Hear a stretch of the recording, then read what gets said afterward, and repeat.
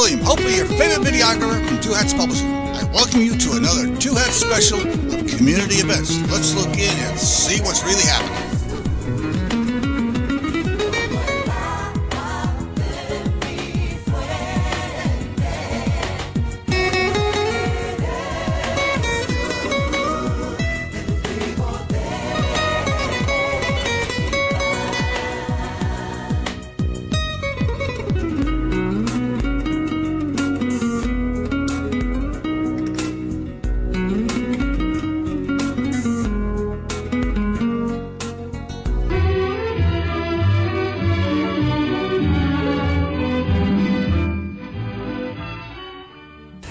Good afternoon and welcome to Lambda Weekly. I'm Dave Taffet and I'm here in the studio with Lerone Landis and the late Patti Fink. Josh is on the board with us. And our guests today are Brooke Oliver. She is an attorney. She just won a case in front of the Supreme Court. It was the Dykes v. Trump case, I believe. Is that what it was? Not exactly. Not exactly? What was the name of the case? I don't even know. The case was in re Tam. It was essentially the slant versus the United States Patent and Trademark Office. Ah, okay. Oh. But I like Dykes v. Trump. Yeah, because you won. Right, exactly. Our other guest is Kate Brown. Kate, you were the plaintiff? No, so Kate Brown, president of the San Francisco Dykes on Bikes, and what we did is actually just file in this case a friend of the court brief, and I'll let Brooke speak to that. But really speaking alongside the slants with our perspective on what it means to take a word that had previously been used in a derogatory sense and what it means to own that word for ourselves. And we are Dykes on Bikes, and we proudly use that name. And so that's really what we were speaking to in this case. Okay, so before the show, we were just talking a little bit about just that issue. And Lerone really dislikes the word. Patti can't stand the word. I love the word. I love the word, though. I love the word. That's why I was so surprised. I'm like, the gay man doesn't like the word, but the dyke likes it. Do you think it's kind of regional how that word is used, or generational? Or yeah.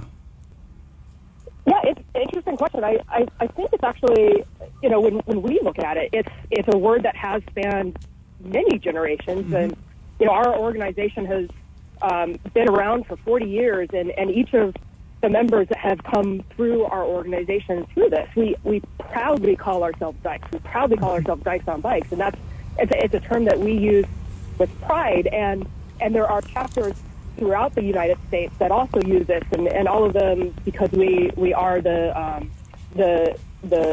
organization that has the registered trademark for Dykes on Bikes, and so everybody comes to us and says, we're interested in starting a local chapter, and we're proud to call ourselves Dykes on Bikes in our area. So I think it's neither regional. I think it's something that throughout the world, throughout the United States, people are proud to call themselves Dykes on Bikes. It's a term that we wear very proudly. Mm-hmm. Go ahead. I might, if you don't mind, I might sure, add Brooke. something about that. I think the whole point of our case is how that word is used. Mm-hmm. All right. Like anything, it can be used as a weapon or as an attack, or mm-hmm. it can be used as a badge of pride. And the work of Dykes on Bikes has been to recategorize it from that weapon, that word that is demeaning to one's pride of being out and proud, as 400 motorcyclists ride down a downtown street revving their engines at the head of a pride parade. Mm-hmm. You get goosebumps. The power of that is palpable. And so instead of saying this is a term that you can use to put us down, this is a term that we are recapturing as a symbol of strength and pride. And that was the essence of the Supreme Court case, both for the slant and for us, which is that people can take a term that has been used as an epithet and recapture it, and that should be protected speech under the Constitution. Mm-hmm. Not unlike the word queer. I mean, very much. Yeah, there's a whole group of across the country and internationally that have reclaimed that word in some creative ways sometimes, but always in a positive way. Right. You know, and we were saying you can use the word gay, which is so innocuous, and it comes from the word meaning happy. You can use gay in the wrong term and make that sound dirty and nasty. Oh, you And they do. gay person. Especially with young people. Sure. They're like, oh, that's so gay. So you're absolutely right. You can use just about any word and make it, as she was saying, a weapon. How old is Dykes on Bikes? So the first Dykes on Bikes were in the San Francisco Pride Parade in 1976. A small group of dykes moved to the very front of the parade, and the term was coined, Dykes on Bikes, and we've been known as Dykes on Bikes ever since. So 41 years now. You know, that's a history, and isn't that interesting? What happened when you tried to trademark? You know, let's tell the whole story. What happened when you tried to trademark the name? Boy, that is a long journey. First, you want to tell them about our journey. It's a fantastic journey that's taken us a long time. This is the second time that we've been to the Supreme Court, actually, and I can't underestimate the amount of resources that we've had to expend in defending this in pro bono. So the first time we filed our application for the word mark Dykes on Bikes with the USPTO, and they said, well, you know, that word Dykes on Bikes could be disparaging to lesbians. And we thought, well, you know, maybe they just don't understand the context here. And so we explained it with about 800 pages of evidence, including 23 expert witness declarations, all of which explained how Dykes on Bikes used in that way had changed it from an epithet to a symbol of civil rights and social justice. And that people would use Dykes on Bikes as a symbol of civil rights and social justice, pure political speech.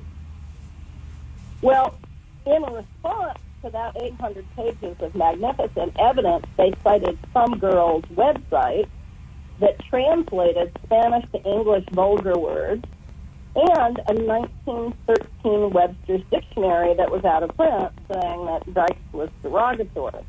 So this is not the sort of evidence you would expect from the federal government, but it was weak. And so we ended up having to go to the Trademark Trial and Appeal Board, the Federal Circuit Court of Appeals, and finally up to the US Supreme Court, which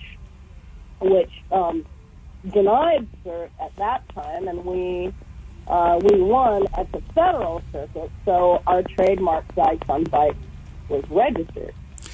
Didn't the Patent Office understand that if you were trying to trademark that name, that you were a group of lesbians, or were they that out of touch that they had no idea what a lesbian actually was?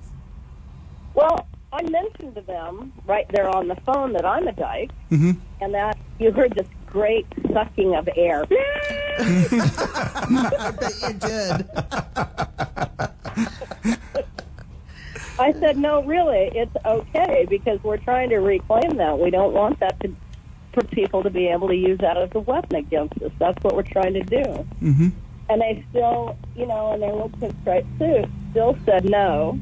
And that's the standard that the U.S. Supreme Court this time in the Slants case, and that we filed an amicus brief on, said was completely unconstitutional, that it should not be up to some officials working in the U.S. Patent and Trademark Office to tell a group of people what's offensive to them and what's not. And at the Patent Office itself, they didn't get that? That this is my group, I'm calling myself a dyke, I'm a dyke, and I want to call my group Dykes, whatever. So it's not offensive to me. They didn't get that at all, huh? Well, you know, I think that's part of the problem. I imagine that there are some people there who did get it and other people who didn't. But the way that the trademark law works, it allows a single examiner to make that decision. So you know, you get an arbitrary application. We noted at the time that the trademark "queer as folk" was registered. That some other words that you might not be able to say on the air in Texas are also registered as trademarks. Yeah, this is KNON. You can say it on the air. Do you think? Err on the side of caution. Okay. Do you think that perhaps, because, you know, like David and I were talking before the show, a lot of people were not aware that the lesbian community has embraced this word, and, you know, so they were thinking it's offensive and they were just trying to be PC? Like, we're not going to allow that because, according to them, they just thought it's offensive. Well, I think so. And they, you know, but again, we provided to them before we ended up having to go to court 800 pages of evidence that included articles and experts saying, hey, you know, this is from the cartoonist Dykes to watch out for to the lead expert on words relating to homosexuality from the Oxford Dictionary explained it to them. And I think that they essentially had a paternalistic approach and wanted to be able to retain their power to decide for other groups what derogatory is and what's not. In this 14-year legacy of going up to the Supreme Court once, coming back down, going back up again, not one single lesbian ever objected. Not one ever objected to the use of Dykes on Bikes. Well, Dykes on Bikes is iconic. Like you said, they went to the front of the Pride Parade in San Francisco in 1976, and in Pride parades across the country now, that's who leads the parade. That's exactly right. And in other countries, in England and Australia, there are official chapters of Dykes on Bikes. And the protection of the trademark, as you say, it's iconic. Protection of the trademark was critically important, and registration was, in order to preserve that slogan from being used for commercial purposes.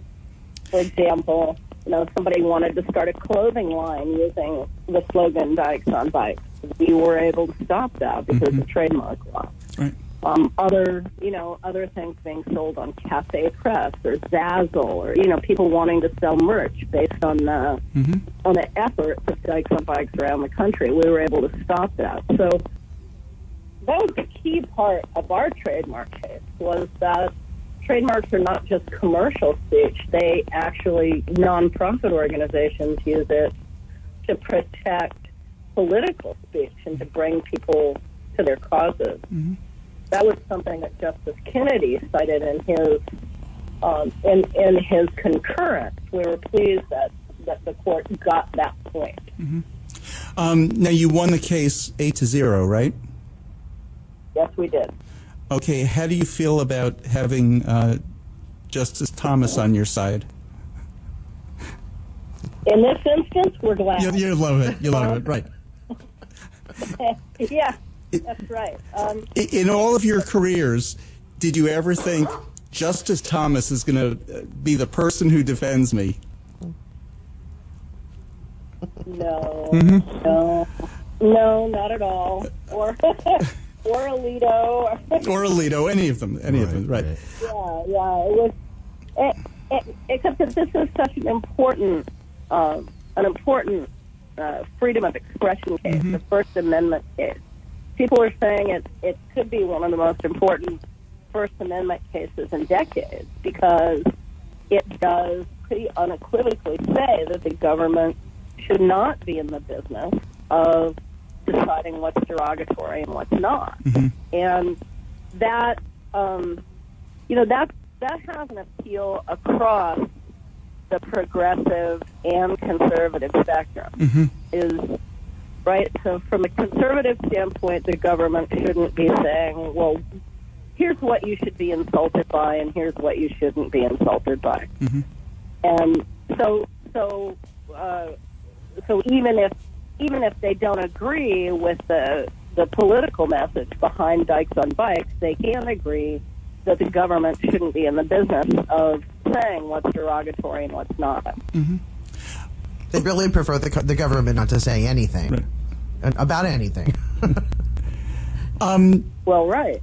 And that's the tricky thing. That's the double-edged part of this decision is that a lot of your audience probably knows that the Redskins football team has been being challenged by the Native Americans for any number of years and trying to have that Redskins trademark removed. Mm-hmm.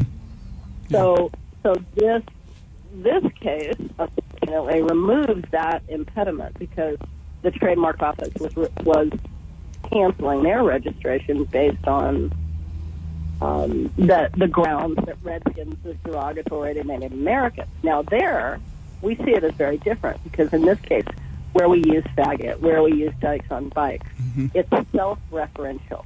Where the Slamps use that, it's an Asian rock band. It's self-referential. Right. Even if you have freedom, go ahead. I was just going to say we need to take a quick break.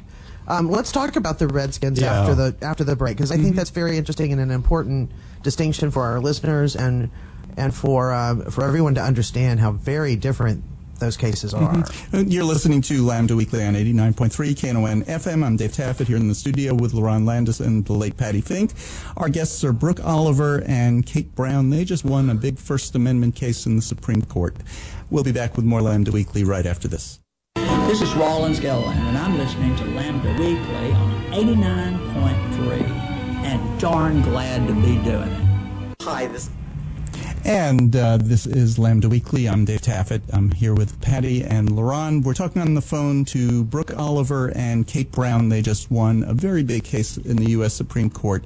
Patti, you were just going to ask a question before the break. Right. Just before the break, we were talking about this case also impacted teams like the Washington Redskins. But the use of Redskins in a name and the use of dykes and dykes on bikes or Tam and the Slants. Can you explain the difference between those uses of words and why that's an important distinction? So I'll speak a little bit to that. I think it is important to clarify that distinction, which is we, the Dykes on Bikes, and the Slants, both of these groups are reclaiming terms that are self-referential. So we are calling ourselves Dykes on Bikes. It's important to us to be able to recognize that term, and we do so with pride. I think it's in contrast, very stark contrast to the Washington Redskins. That's not a member of a group that's reclaiming a generally understood insulting language. And so I think that there is that difference there, that the Washington Redskins aren't necessarily an organization that is reclaiming that. And so it's a very different way of using that term. And we echo all of our lawyers that have generously worked pro bono on our behalf in saying, this really is a double-edged sword. It allows us to move forward. It allows another organization to move forward. And we don't think that the Washington Redskins should be using that name. That we call on them to abandon that name. And so it's a very important distinction to make there. And also, Native Americans are not embracing that word. As far as the Redskins. Yeah. Well, actually, the Washington team found some Native American, a group of maybe 3 Native Americans who liked the term, so they were using that as their proof. And you always will. But there's a difference between, you have chapters across the world, and they're all using that term as opposed to 3. Right. So, what are some of the other distinctions that this case made, and who are some other groups possibly that will benefit from this or won't benefit from this? The Washington Redskins, that's one. They're not getting their trademark back, right? Well, they might actually get their trademark back. However, this is something that we support the Native Americans' efforts to stop them from using that name. So whether or not they have the trademark registration. They have the money to, to fight any kind of infringement of that mark. And what is really important is that people in the progressive community support the Native Americans and stop them from using that in the marketplace because people increasingly recognize how offensive it really is to use an essentially racist term that is, that is against a whole group of people that really is saying we don't want this done. So just like activism has made Dykes on Bikes iconic in a progressive way, activism is going to have to make the Redskins team decide that that's not appropriate. There are other teams that have similar names, Warriors and people like that have changed their names at high school and college levels. So, so activism, the price of freedom is vigilance. And when you have freedom of expression, you also have to be responsible in how you use it. So to answer your other question about other groups that, that might be able to use it, we think any number of nonprofits might want to start recapturing, and registering using some of these words that have formerly been used as epitaphs to stop them from being epitaphs. And so it's kind of wide open now how that's going to play out. Okay, so there haven't been others that have come forward yet that have said that they want to reclaim their name. Yeah, that's correct. Okay. Well, again, as far as reclaiming, there's a similar argument made with the N-word, and Bill Maher just got into a big controversy because he used the word, and there's a lot of African American guests who came out, former guest on his show, and came out and said that that is for us to use. We have to reclaim that word, and. As a black person myself, I've never understood this reclaiming. It's like it was meant to be, the word started out as meant to be derogatory.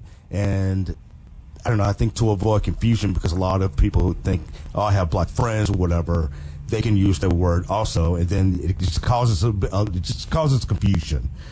So my way I go about it, and this I was raised also, just nobody should use the word. That what the intent is. So can you just explain the what's the meaning of reclaiming it? Well, that's a really good question, and I tend to be with you that nobody should use that word, but I think that. I think that the distinction that's being made is when a word is used in a derogatory fashion, and then people who are of that ethnic group, of that sexual orientation, start to use that word in and among themselves, then that can be something that doesn't have the same sting as it does when somebody from another ethnic group uses it as a slur.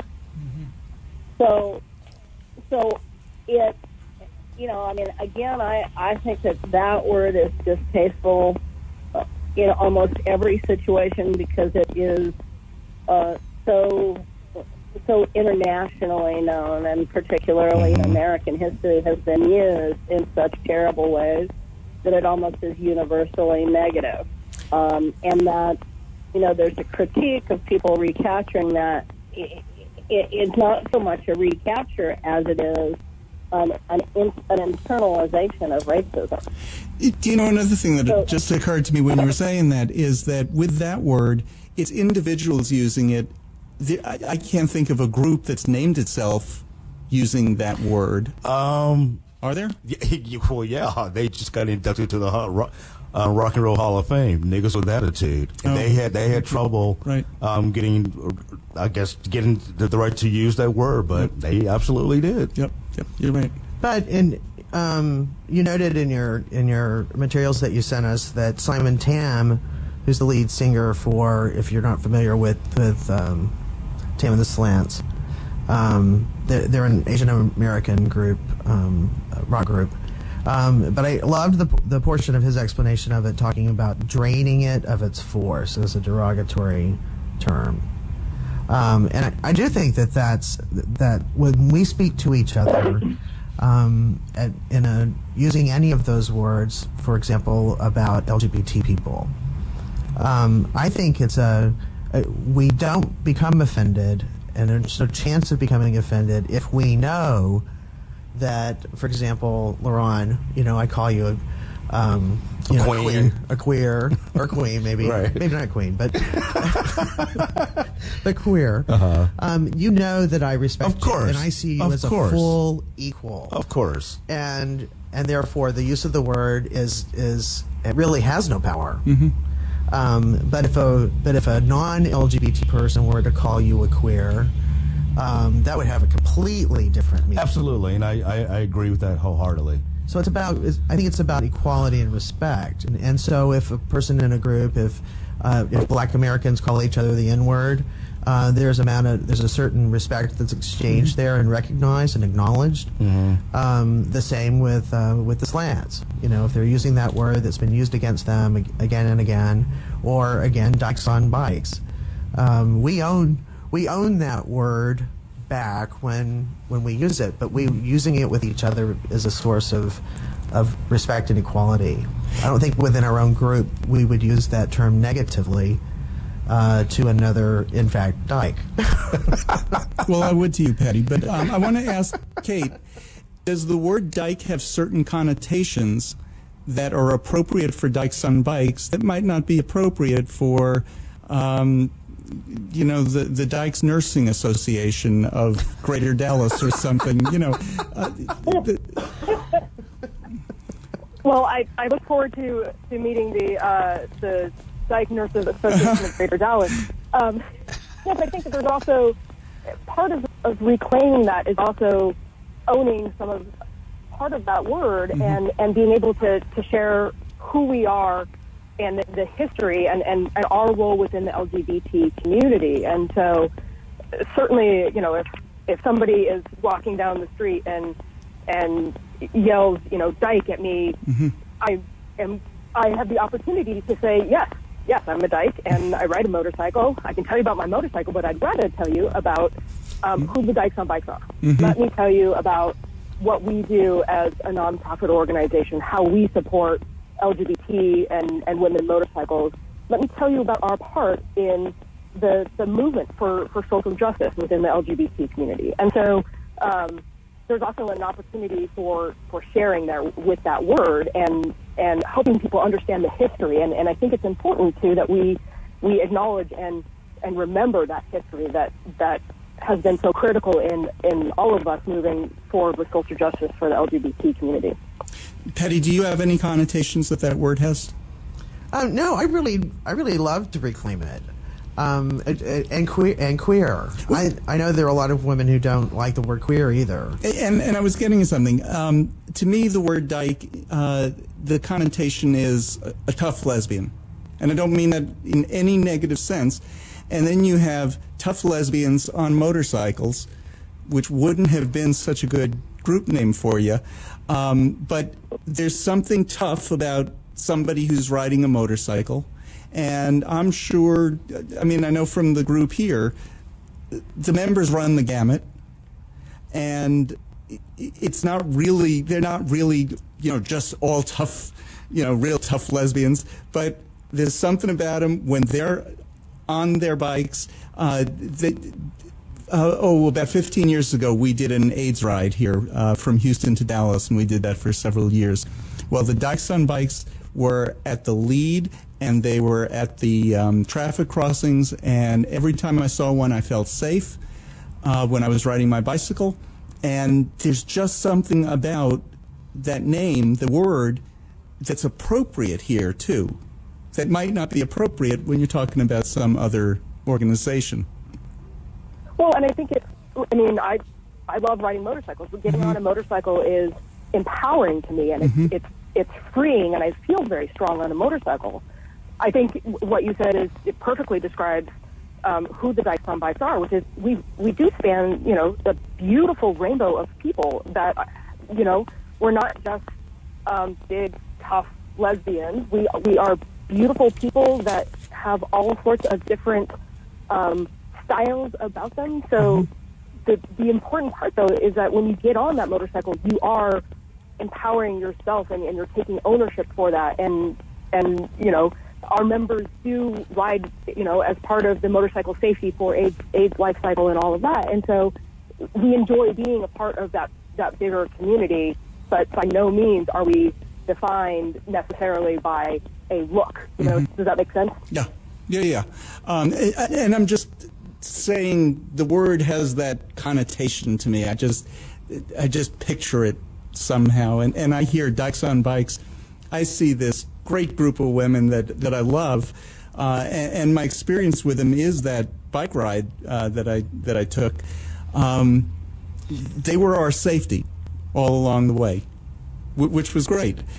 But especially you're riding through East Texas. Yeah, exactly. That's important. But that's also the role of women.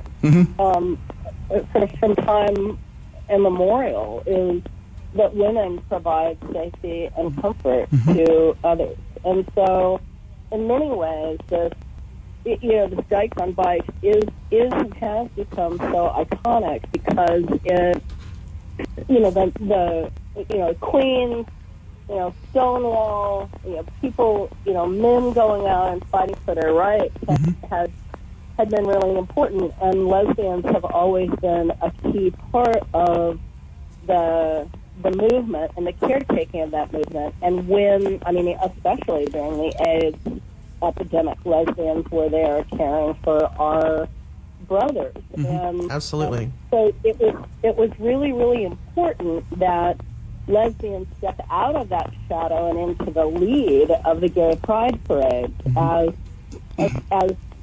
leaders, as caretakers, as powerful people, so that, as part of our Dykes on Bikes contingents, we have lipstick lesbians on Vespas. We have everybody. It's not...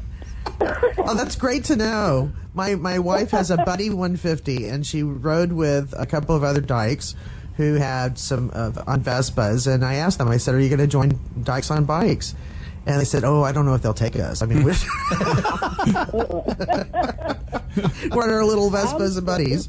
You know what? We welcome everybody, big bikes, little bikes, Vespas, scooters. Everybody is welcome to ride with us. And that's awesome. We embrace everybody, certainly. Oh, great. She'll love to know that. This will be great. Now, we need to take a break in just a minute, but okay, as soon as you won one in the Supreme Court, now you have to battle Facebook. Where you can't use the word dyke right now because they will freeze your account. I got away with it. You did get away with it, but you posted it in a graphic. Yeah. Had we just said the Dykes on Bikes, the attorney, and somebody from the San Francisco chapter was going to be on with us, we might have gotten frozen. So instead, we kind of mentioned that lesbians on motorcycles would be our guests this week. Wow. Have you? Look forward to talking with you about that after the break. We have a lot to say about that. Okay, why don't we take our break then? And before I forget, this is the only way I can communicate with him directly. Mars Boy, my water pump burst as I was trying to get down to see you. I will be down next week. And it's the only way I can get through to him immediately. So I am sorry I didn't get to see you this week, but I will next week.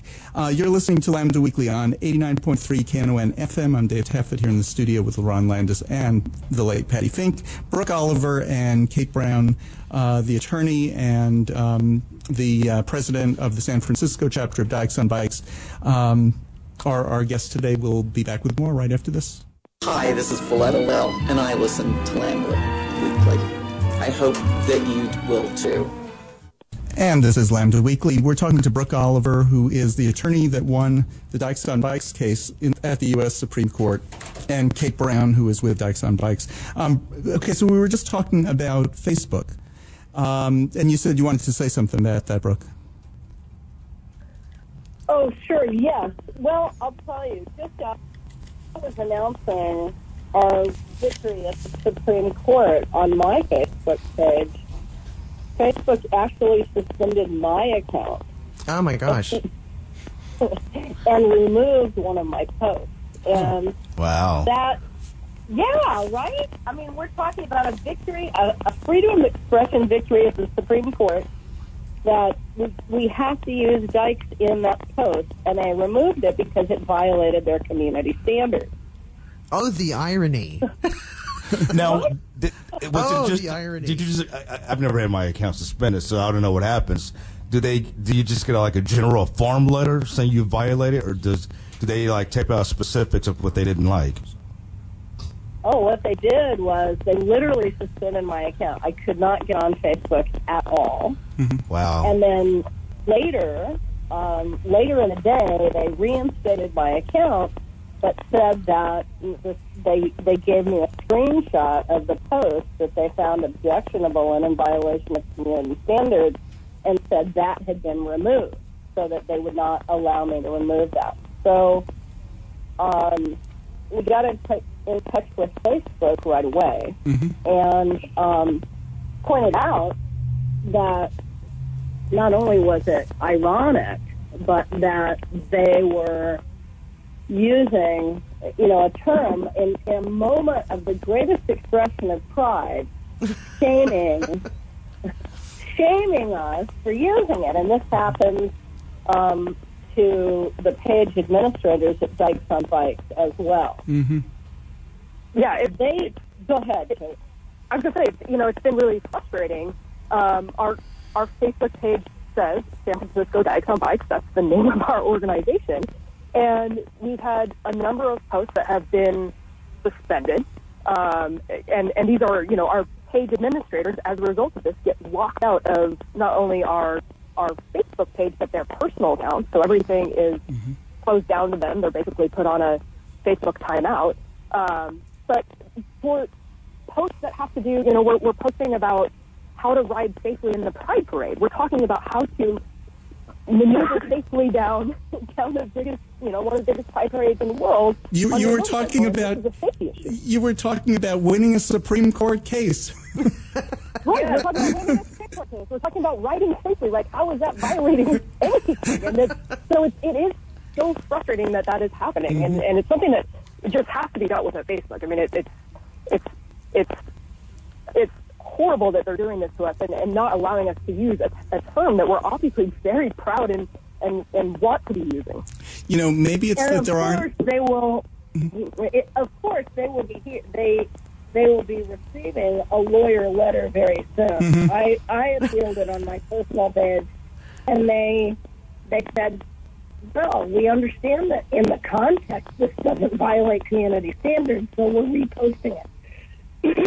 But over the last week, so Facebook apologized to me, but they haven't apologized to everybody yet, and that's what we're going after. In the last week, we've been gathering information about others who have suffered this same fate during Pride Month, during the announcement of this case, and we've gathered quite a bit of data, and we're going to be going to Facebook and explaining to them that at the very moment of having won a massive Supreme Court case, they're trying to put us all back in a closet by not allowing us to use these terms that we've recaptured after so much time and hard work. So I think Facebook is going to have to really begin to grapple with some of the same things we've talked about in this show about when is it not a violation of community standards to use the word dyke and faggot, and when is it? They're going to have to become much more sophisticated. I think the problem is Facebook has, maybe 10,000 employees, something like that. And I'm off by thousands, but it's somewhere in that area. Maybe they just don't have any gay or lesbian employees. Yeah, no, they do. They have a lot of them. Facebook had a circumstance come up about this a couple of years ago, and it's a very recent history that the Sisters of Perpetual Indulgence, another one of my clients, and others had to address because they stopped allowing people to use pseudonyms. So, Sister Dana, Sister Edith, you know, all of these pseudonyms that particularly LGBTQ people who are in places like Texas, who are in places like Arkansas, who have names that they use in order to be able to be fully expressive on Facebook. They were saying you had to show your legal ID, and there was a project called the My Name Is Project that got a substantial change made in Facebook that allowed people who have pseudonyms that they're really known by to show that they're known by those and to continue using those names. Oh, good. The way the Dallas Sisters got around it was they weren't like Sister Lana Jockey. They were just Lana Jockey. Yeah. And I don't think they were questioned. Yeah. So. Because Sister Lana Jockey has an account that's very fun. And has for years, uninterrupted. Patty, you had a story you wanted to tell them about our former mayor. I just wanted to share a quick story because I thought you might find this amusing. And maybe our listeners have heard this before, but here we go again. In 2001, 2002, our mayor at the time, Ron Kirk, resigned in order to run for the United States Senate. And so we had a special election with Laura Miller, who was she was on the council, very well known. She was determined and did, in fact, when she got elected, got us our first non-discrimination ordinance, and fully inclusive and all. And her husband, Steve Wollens, at that time had been in the legislature of Texas, the Texas House, for about 20 years. And they're married. She's running for mayor. She stands in the middle of the Roundup, which is a big club here in Dallas that's country western, big dance floor, and there's railing all around, and it was just packed in there with a bunch of dykes, dykes and queers. And we're listening to her speech. We're listening to her speech, and she was talking about how we, every session in the Texas legislature, including as we speak, we're about to have a special session again, we have to fight bad legislation, bad proposed bills. And we spend a lot of energy doing that, and we need our allies in the Texas legislature. And so she says to the crowd, she's alone on this big dance floor, she says, I want you to know that my husband has been in the legislature for 22 years, and he has his finger in the dike for you. And the transformation as she registers what she has said was priceless. And she went on to serve. She went on to serve like two terms. And she's been on our show before, but it was just such a great moment, and it was one of the biggest. She just laughed so hard. It was it's such an iconic moment for us. He's got his finger in the dike for you. Well, thank God. Yes. Glad for that support. Brooke, are you with NCLR, National Center for Lesbian Rights? I'm a supporter of the NCLR, absolutely, and NCLR was co-counsel in our first trip to the Supreme Court. Okay, so I knew that there was some connection with this case with NCLR. NCLR took a different case to the Supreme Court. It was called Pavon v. Smith, and what it did was it summarily overturned Arkansas's adoption law for LGBT people. I was just going to say NCLR had a wonderful session this session. Texas, on the other hand, we have a Supreme Court filled with 9, how can I describe them, morons? Did you hear about the Texas Supreme Court decision? You had to have, because it was so idiotic. Yeah, absolutely. The pigeon case. The pigeon case, Yeah. right. Basically what it said... In some ways, aptly named. Yes. No, just... Hello. But yeah, I think they threw that up there to see what could get hit. There's two cases, and I think that like the pigeon case basically was a Texas Supreme Court case that said that it was around spousal benefits for government workers, that Texas law prohibits same-sex couples from receiving spousal benefits. That's what they tried to purport. Yeah. So the city attorney of Houston said that prohibition ran afoul of the Constitution, and then two random taxpayers, Mr. Pigeon and Mr. Hicks, said that was spending funds on an illegal activity because the city attorney, the city of Houston, started to give benefits to same-sex couples under the Oberfeld decision, which was the United States Supreme Court decision that made marriage legal. So it's essentially what I see going on here. In the Pavin case, which was the Arkansas case, decided by the Supreme Court of the United States, and it was decided on June 26, 2017, very, very recently. Wow. It's one of the first opinions that Justice Gorsuch, Trump's nominee, actually wrote an opinion on.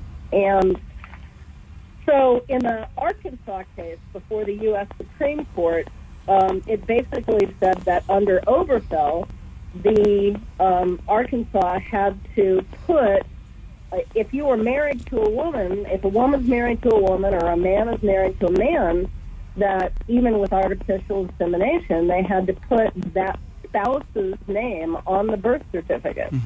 And so that was a big victory, saying that that's one of the benefits of marriage. And then the pigeon court basically said that, well, these benefits are not necessarily a benefit of marriage, and we're not gonna allow these benefits to go forward unless this case is fully litigated. So the Texas Supreme Court is saying, well, you're going to have to fight this one all over again. You fought all the way up to the Supreme Court any number of times, but you're going to have to fight this all over again.